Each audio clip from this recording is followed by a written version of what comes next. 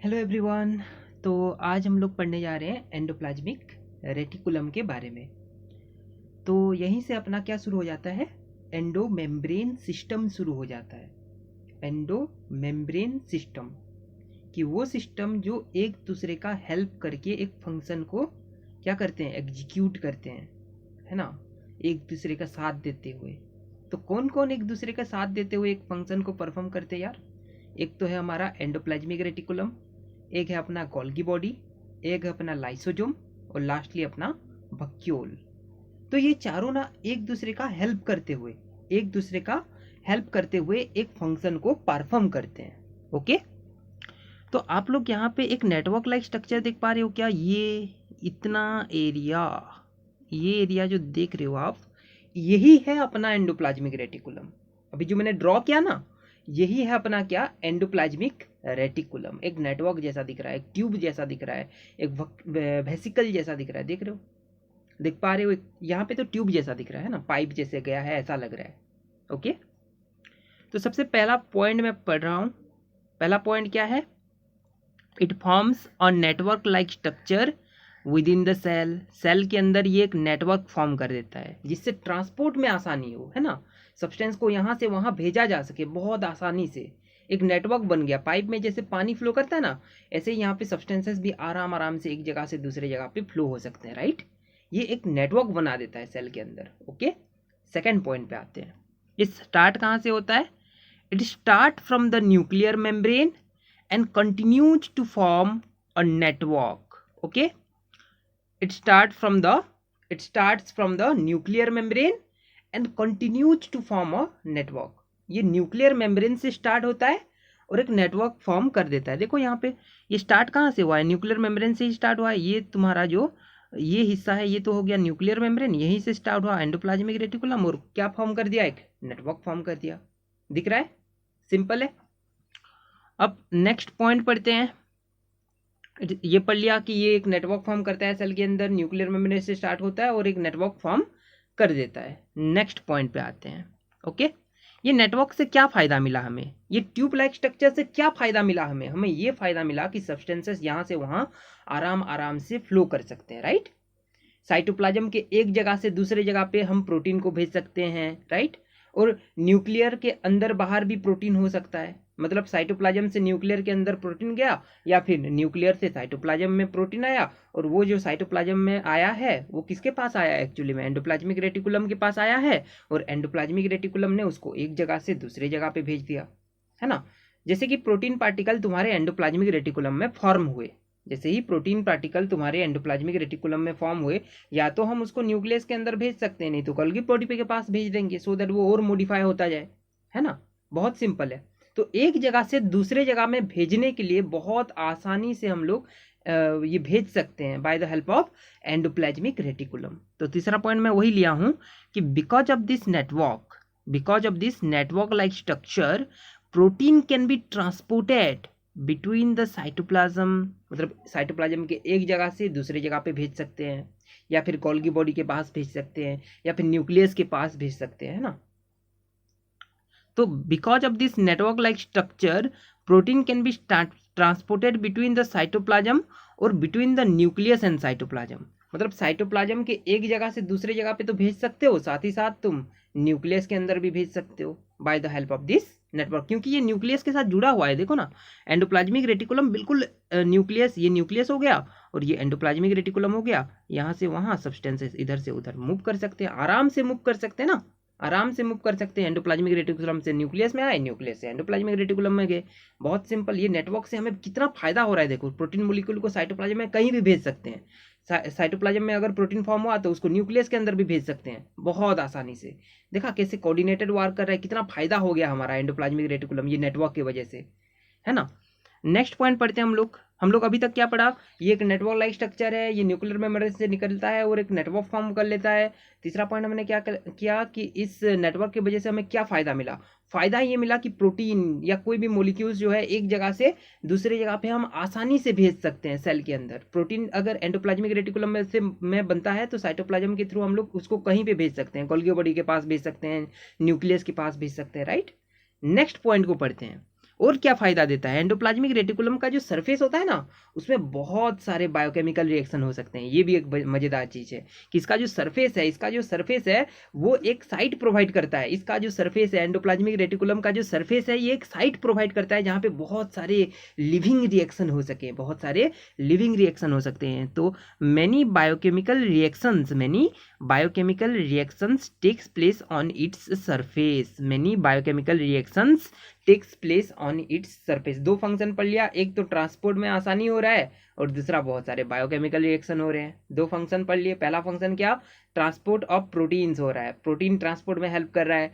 और क्या पढ़ा हमने, जितने भी लिविंग रिएक्शन है, बहुत सारे जो लिविंग रिएक्शन है, बहुत सारे जो लिविंग रिएक्शन है वो इसके सरफेस पे हो जाते हैं। ओके, नेक्स्ट पॉइंट पे चलते हैं। नेक्स्ट पॉइंट क्या बोल रहा है, it is of two types. देखो एंडोप्लाज्मिक रेटिकुलम के दो टाइप्स होते हैं।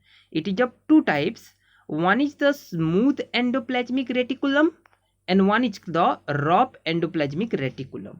दो टाइप के एंडोप्लाज्मिक रेटिकुलम देखने को मिलते हैं, दो टाइप के एंडोप्लाज्मिक रेटिकुलम देखने को मिलते हैं। एक जिसको हम लोग कहते हैं स्मूथ एंडोप्लाज्मिक रेटिकुलम और दूसरा जिसको हम लोग क्या बोलते हैं, rough endoplasmic reticulum.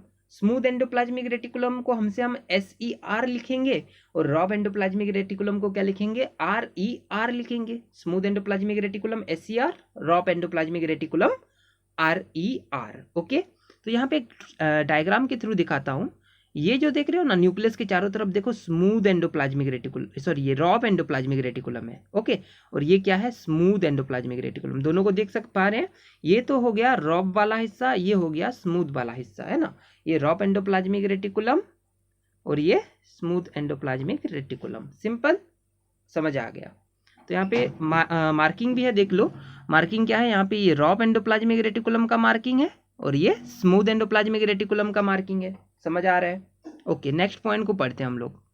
Next point में क्या लिखा है यहाँ पे नेक्स्ट पॉइंट पे लिखा है कि रफ एंडोप्लाज्मिक रेटिकुलम क्या करता है और स्मूथ एंडोप्लाज्मिक रेटिकुलम क्या करता है। पहले हम लोग किस बेसिस पे ये एक रफ है और किस बेसिस पे ये एक स्मूथ है ये देख लेते हैं, फिर हम लोग फंक्शन पढ़ लेंगे। ओके, तो जो रफ एंडोप्लाज्मिक रेटिकुलम है ना, rough endoplasmic reticulum got ribosome on its surface which is absent in smooth. तो जिस भी एंडोप्लाज्मिक रेटिकुलम के साथ राइबोसोम अटैच होंगे उनको बोलते हैं रफ एंडोप्लाज्मिक रेटिकुलम, और जिन भी एंडोप्लाज्मिक रेटिकुलम के साथ राइबोसोम अटैचमेंट नहीं होगा उनको बोलते हैं स्मूथ एंडोप्लाज्मिक रेटिकुलम। तो दो टाइप के एंडोप्लाज्मिक रेटिकुलम याद होने चाहिए, पहला वाला रफ एंडोप्लाज्मिक रेटिकुलम और दूसरा वाला स्मूथ एंडोप्लाज्मिक रेटिकुलम। जिस एंडोप्लाज्मिक रेटिकुलम के सरफेस में ऐसे छोटे छोटे राइबोसोम पार्टिकल, ये जो राइबोसोम्स पार्टिकल देख रहे हो ना, ये अटैच होते हैं जिन भी एंडोप्लाज्मिक रेटिकुलम के साथ ये राइबोसोम पार्टिकल्स अटैच होते हैं उनको बोलते हैं रफ एंडोप्लाज्मिक रेटिकुलम। जिन भी एंडोप्लाज्मिक रेटिकुलम के साथ राइबोसोम पार्टिकल अटैच होते हैं उनको बोलते हैं रफ एंडोप्लाज्मिक रेटिकुलम।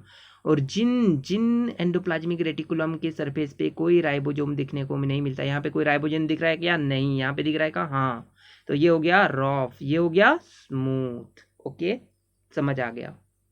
तो यहाँ पे क्या पॉइंट लिखा मैंने, rough endoplasmic reticulum got ribosome on its surface which is absent in smooth endoplasmic reticulum. Okay, समझ आ गया। नेक्स्ट पॉइंट पढ़ते हैं।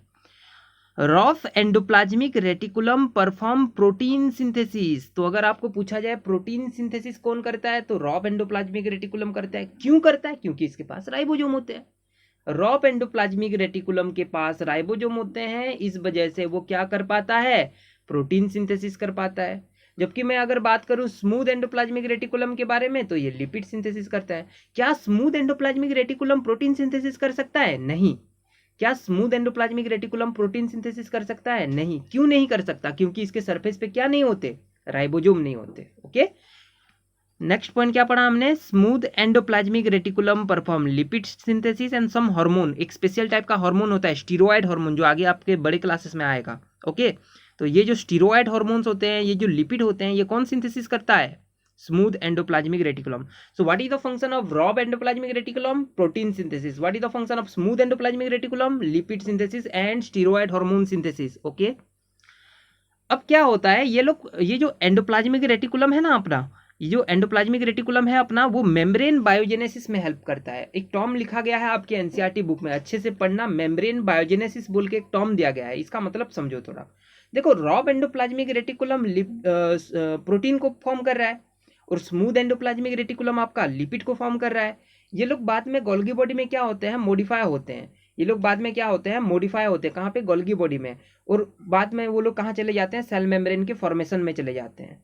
सेल मेम्ब्रेन के फॉर्मेशन में चले जाते हैं। जेनेसिस का मतलब होता है बनना, बायोजेनेसिस का मतलब कोई बायोलॉजिकली कुछ बन रहा है, बायोलॉजिकली कुछ बन रहा है। क्या बन रहा है, मेम्ब्रेन बन रहा है। मेम्ब्रेन बायोजिनेसिस, मेम्ब्रेन बायोजिनेसिस, जिनेसिस का मतलब बनना, बायोलॉजिकली बन रहा है। कौन बन रहा है, मेम्ब्रेन बन रहा है। तो यहाँ पे जो प्रोटीन बन रहे हैं ना, रॉब एंडोप्लाज्मिक रेटिकुलम जो प्रोटीन का सिंथेसिस किया, स्मूथ एंडोप्लाज्मिक रेटिकुलम जो लिपिड का सिंथेसिस किया, ये प्रोटीन और लिपिड आगे जाके कहाँ जाएंगे, गोल्गी बॉडी में जाएंगे। वहां पे उनका क्या होगा, मॉडिफिकेशन होगा, जो नेक्स्ट क्लास में पढ़ेंगे कैसे होता है। रॉब एंडो गोल्गी बॉडी में उन दोनों का मॉडिफिकेशन होगा, और वो लोग कहाँ चले जाएंगे, सेल मेम्ब्रेन के फॉर्मेशन में लग जाएंगे। सेल मेम्ब्रेन के फॉर्मेशन में लग जाएंगे। इसी को कहते हैं मेम्ब्रेन बायोजिनेसिस। इसी को क्या बोलते हैं, मेम्ब्रेन बायोजेनेसिस। और एक बार, रॉब एंडोप्लाज्मिक रेटिकुलम ने प्रोटीन सिंथेसिस किया, स्मूथ एंडोप्लाज्मिक रेटिकुलम ने लिपिड सिंथेसिस किया। दोनों के दोनों कहाँ पे चले गए, गोल्गी बॉडी में चले गए। गोल्गी बॉडी ने उनको क्या कर दिया, मॉडिफाई कर दिया। मॉडिफाई करके कहाँ भेज दिया, सेल मेम्ब्रेन में भेज दिया। और वहां पे वो लोग क्या किए, मेम्ब्रेन का फॉर्मेशन कर रहे हैं। और इसी फिनोमिना को क्या बोलते हैं, मेम्ब्रेन बायोजिनेसिस। इसी फिनोमिना को हम लोग क्या बोलते हैं, मेम्ब्रेन बायोजिनेसिस। सिंपल। तो मेम्ब्रेन बायोजेनेसिस भी हमने पढ़ लिया। इसमें कौन हेल्प कर रहा है, एंडोप्लाज्मिक रेटिकुलम। तो एंडोप्लाज्मिक रेटिकुलम दो टाइप के होते हैं, rough endoplasmic reticulum protein synthesis, smooth endoplasmic reticulum lipid synthesis. और दोनों के दोनों हेल्प कहाँ पे कर रहे हैं, मेम्ब्रेन बायोजेनेसिस में हेल्प कर रहे हैं। नेक्स्ट पॉइंट को पढ़ते हैं। ये तो पढ़ा दिया हूँ। Endoplasmic reticulums looks like a tube और लाइक ए वेसिकल, है ना। एंडोप्लाज्मिक रेटिकुलम कैसा दिखता है, ट्यूब जैसा दिखता है, दिख रहा था हमको, दिख रहा था, अभी दिख रहा था। और एक वेसिकल जैसा भी दिख सकता है कुछ, मतलब इसका स्ट्रक्चर का कोई फिक्स्ड नहीं है, कोई फिक्स स्ट्रक्चर नहीं है, किसी की तरह पे भी दिख सकता है ना। और एक इंपॉर्टेंट पॉइंट आपके एनसीईआरटी में दे रखा है, लास्ट में दे रखा है, लास्ट एरिया में, वो है डिटॉक्सिफिकेशन ऑफ सब्सटेंसेस, है ना। डिटॉक्सिफिकेशन मतलब टॉक्सिक सब्सटेंस को डिटॉक्सिफाई करना। जो टॉक्सिक चीज है ना, जो जहरीला चीज है, उसको, उसके जहर को हटा देना, है ना, डिटॉक्सिफिकेशन करना उसको। So detoxification of substances occur in your liver, है ना। Detoxification of substances occurs in the liver by the help of smooth endoplasmic reticulum. आपके लिवर में जो स्मूथ एंडोप्लाज्मिक रेटिकुलम है, आपके लिवर में जो स्मूथ एंडोप्लाज्मिक रेटिकुलम है, वो उसका एक फंक्शन क्या है कि जो सब्सटेंस ले रहे हो, आप मेडिसिन ले रहे हो, वो पॉइजनस होता है, वो टॉक्सिफिकेशन कर सकता है तुम्हारे बॉडी में, लेकिन इसको डिटॉक्सिफिकेशन करने का काम किसका होता है, लिवर का होता है। तो कोई अगर हम मेडिसिन लेते हैं जो हमारे बॉडी में टॉक्सिफिकेशन कर सकता है, उसको डिटॉक्सिफाई कौन करता है, उसके जहर को हटाता कौन है, स्मूथ एंडोप्लाज्मिक रेटिकुलम। कहाँ का स्मूथ एंडोप्लाज्मिक रेटिकुलम, लिवर का स्मूथ एंडोप्लाज्मिक रेटिकुलम। तो हमने सारा फंक्शन पढ़ लिया एंडोप्लाज्मिक रेटिकुलम का क्या क्या, और एक बार रिवाइज कर लेते हैं। ये एक नेटवर्क है, ये न्यूक्लियर मेम्ब्रेन से स्टार्ट होता है और एक नेटवर्क जैसा फॉर्म हो जाता है। और इस नेटवर्क की वजह से प्रोटीन का जो ट्रांसपोर्ट होता है वो बहुत आसानी से हो सकता है। नेक्स्ट पॉइंट हमने क्या पढ़ा, बहुत सारे केमिकल रिएक्शन जो इसके सरफेस में हो सकते हैं, राइट।